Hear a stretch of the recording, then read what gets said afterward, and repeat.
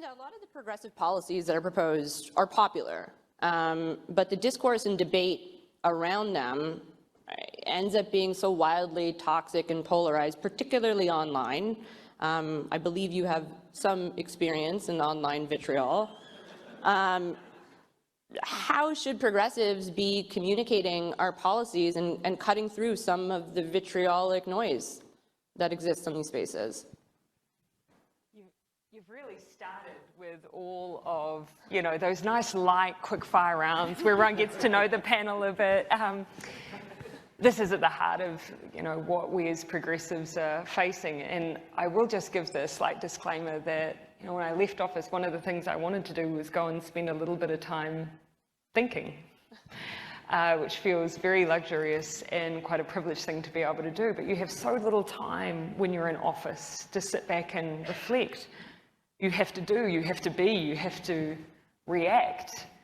And so you've got me a little early on in that thinking piece. I'm 13 days in, and I cannot tell you that I've resolved all of these issues in my mind yet. But I have some hot takes and reckons. I think the first thing is that you referred to it as a dumpster fire. It really matters that people see, I think, their leaders acknowledging that things are hard. And we can't stand there next to a dumpster on fire and not acknowledge that it's burning behind us. So speaking to what people are feeling, I think, is a really incredibly important first step to demonstrating that we hear it, we see it, and that we're looking for those solutions. Now, one of the challenges then becomes, how do you build consensus around solutions? The first thing is, I don't think people have the bandwidth to even have the debate around the poly crisis, and you can pick which crisis sits within that because there's a few to choose from. I don't think they have the bandwidth even for that discussion unless we're dealing with their basic needs, as Justin said from the beginning. There's a beautiful quote from a Prime Minister in New Zealand that sometimes gets misquoted, and I'm going to do that a little bit now, but his general gist was, everybody just needs something to do, somewhere to live, someone to love, and something to hope for. And we've always got to make sure that we get back to those basics in the policy prescription that we have, in part because it gives people bandwidth to then have those bigger discussions. The second point, how do we create consensus around those big gnarly issues? Pick the areas where you need consensus. Now, as a progressive, of course, I want to have a society and a community where everyone can see that that natural disaster was exacerbated by climate change, if not caused by it. And I want people to be able to acknowledge that, but some people, they might never do that. But actually what we need them to agree with is the solution, not necessarily the problem in the first place. I read somewhere recently that there was someone in the southern part of the US who bought an EV because it made it quieter for them to sneak up on their prey when they were hunting.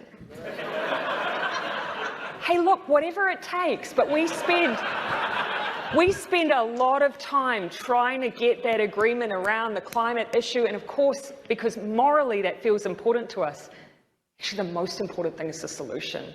So how do we build solutions that speak to those needs? Put in place, insulation policies that mean someone's home's going to be warmer and drier and cheaper to warm. Who wouldn't want that added bonus? It helps with the climate crisis.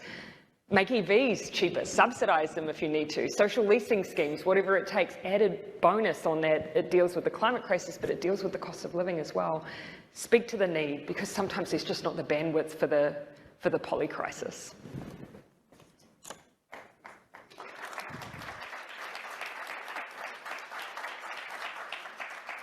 That was like the one New Zealand delegate in the front row. Hi, Craig. And Josie. Prime Minister, so much has changed since when you were first elected in 2015. There's 4 Prime Ministers on the stage. I'm looking at you, so I assume. So Prime Minister Trudeau.